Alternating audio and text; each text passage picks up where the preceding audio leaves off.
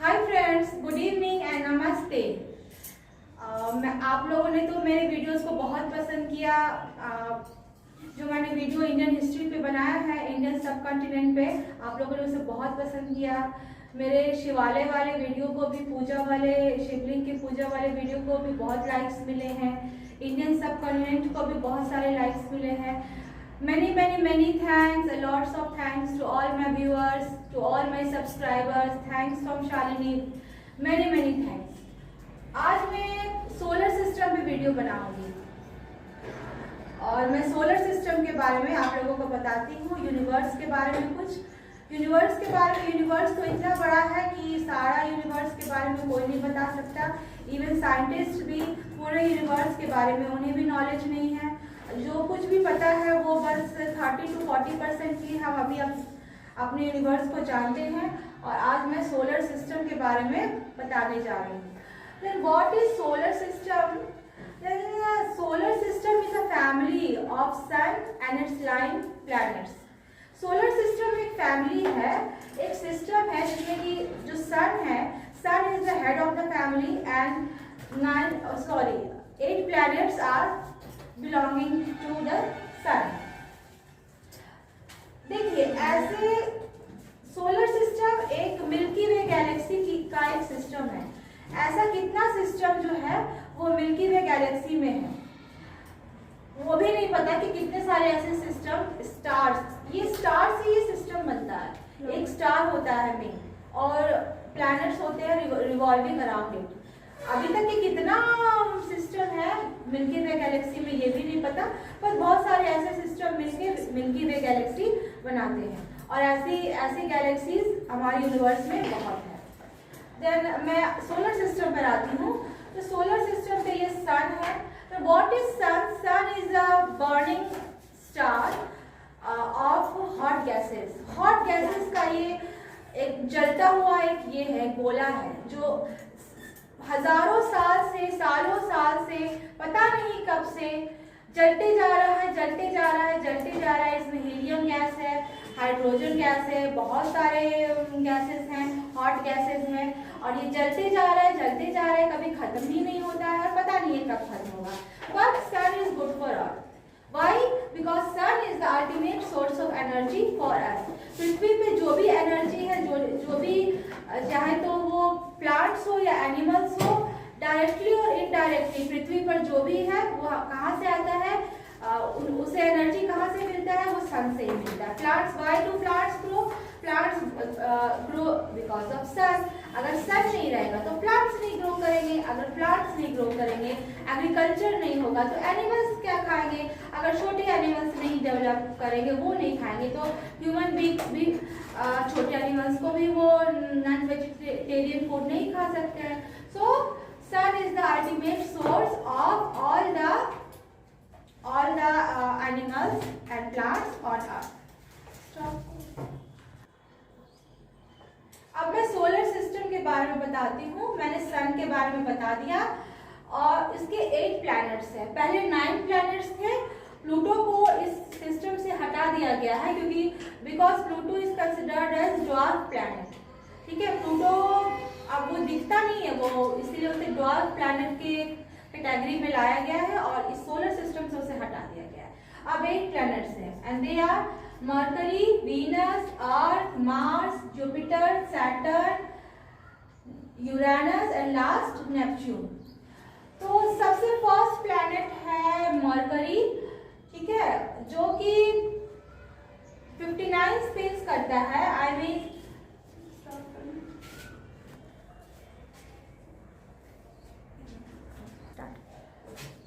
First and all, सबसे पहले mercury के बारे में बताती हूँ।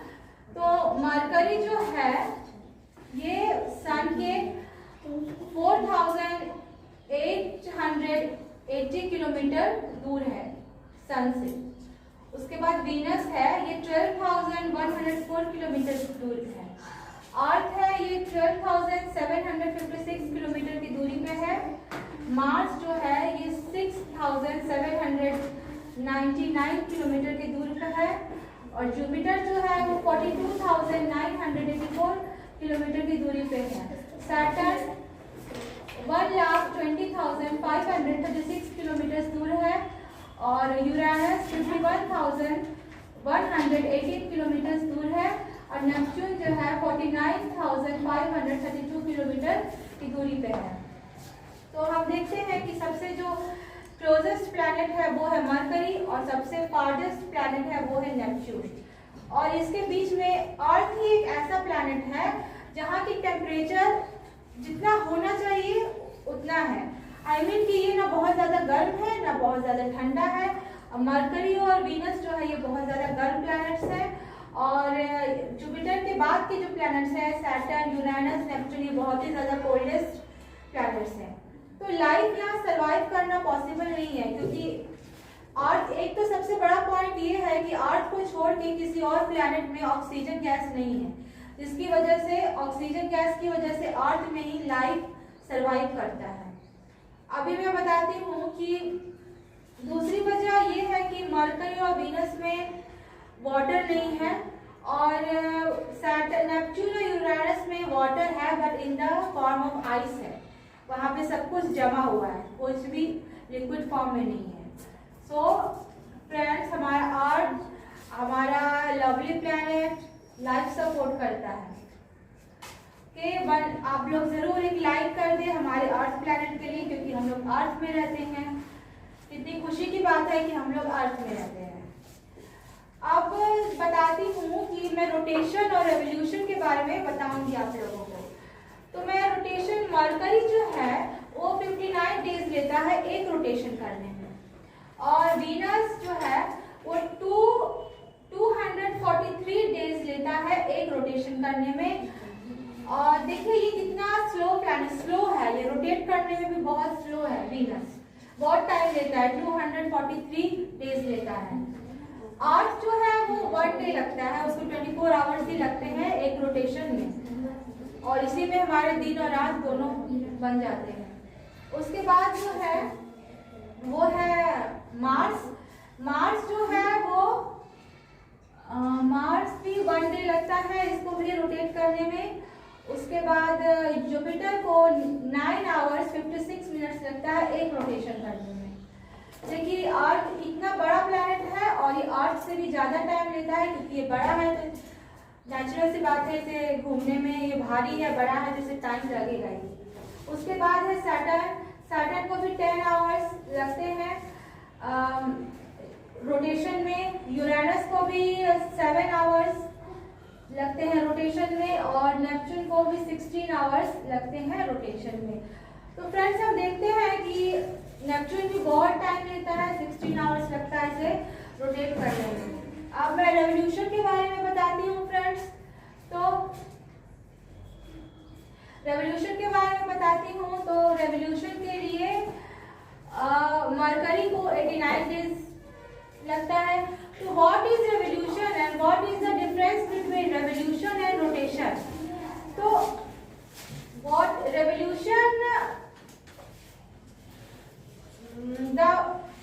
the movement of any planet around the sun is called revolution and the movement of any planet around its axis is called rotation. This is the difference between rotation and revolution. ठीक है, हिंदी में से करते हैं कि जब परिक्रमा करता है कोई भी प्लैनेट एक अपने सन के, अपने स्टार के, तो उसे कहते हैं रेवोल्यूशन। तो मरकरी को 89 डेज लगते हैं रेवोल्यूट करने में और वीनस को 225 डेज लगते हैं एक रोटेशन में। अर्थ को 365 डेज लगते हैं अबाउट 1 ईयर रेवोल्यूशन में। मार्स को 685 डेज लगते हैं। जुपिटर को 12 ईयर्स लगते हैं। My God friends, 12 years, just think 12 years मतलब 12 साल में एक बार ये सूर्य का चक्कर लगाता है। ये हमारा जुपिटर कितना ही बड़ा और आई थिंक कितना ही खतरनाक प्लैनेट है, सोचिए। एस्ट्रोलॉजी के भी दृष्टि से देखे जाए, एस्ट्रोलॉजी में भी दो मेजर प्लैनेट्स होते हैं जिनका मेजर फंक्शन होता है किसी के लाइफ में, और वो होता है जुपिटर और सैटर्न। जुपिटर के फ्रेंड्स, जुपिटर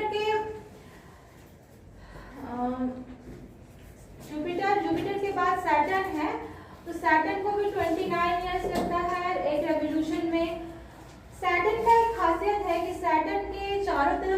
बने हुए होते हैं। किसी भी प्लैनेट के फ्रेंड्स आप देखिएगा कि रिंग्स नहीं होते हैं, लेकिन सैटर्न के रिंग्स होते हैं और ये बहुत ही खूबसूरत लगता है यूनिवर्स में दूर से देखने पर और इसके पिक्चर्स भी बहुत अच्छे आते हैं। और ये रिंग्स में होता क्या है, इस रिंग्स में रॉक्स और different types of hot gases ही होते हैं जो कि रिंग्स की तरह इसके चारों तरफ घूमते रहते हैं। सैटर्न का उसके बाद है यूरानस के रेवोल्यूशन में 84 ईयर्स लगते हैं और नेपच्यून के रेवोल्यूशन में भी 165 ईयर्स लगते हैं, जैसे कि इसके रोटेशन में लगते थे बहुत टाइम।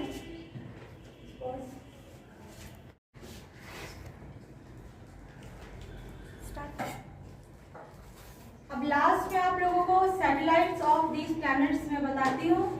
हर प्लैनेट्स के सैटेलाइट है, किसी के नहीं भी हैं, but I will tell you. Mercury first and all, Mercury के 0 सैटेलाइट, इसका कोई भी सैटेलाइट उपग्रह इसका नहीं है। वीनस का भी 0 सैटेलाइट है, इसका भी कोई उपग्रह नहीं है। अर्थ का ओनली 1 हमारा एक ही सैटेलाइट है, हमारा चंदा मामा मून, वही हमारा एक सिंगल सैटेलाइट है। उसके बाद है नेचुरल सैटेलाइट। मैं यहाँ नेचुरल सैटेलाइट्स के बारे में बात कर रही हूँ, ऐसे आर्टिफिशियल सैटेलाइट्स तो बहुत होते हैं, ठीक है। उसके बाद है मार्स के 2 सैटेलाइट हैं। जुपिटर के 79 सैटेलाइट्स हैं। सपोज कीजिए इसके चारों तरफ सब पृथ्वियों की तरह घूमते रहते होंगे तो कैसा फील होता होगा जुपिटर को, 79 सैटेलाइट्स। उसके बाद सैटर्न के भी 82 सैटेलाइट्स हैं, सैटर्न के 82 सैटेलाइट्स। यूरेनस के 27 सैटेलाइट्स हैं और नेपच्यून के 14 सैटेलाइट्स हैं। थैंक यू फ्रेंड्स, मेरे इस वीडियो में जुड़े रहने के लिए मेरे साथ और मेरा नॉलेज शेयर करने के लिए। ओके, और मेरे वीडियो को जरूर सब्सक्राइब करें और शेयर करें, लाइक बटन को जरूर दबाएं और मैं फिर से आऊँगी नई तैयारी के साथ आप लोगों के लिए कुछ नॉलेज लेकर के, चाहे वो हिस्ट्री हो या यूनिवर्स हो या साइंस हो, मैं कुछ आप लोगों को जरूर नया बताऊँगी। Thank you friends.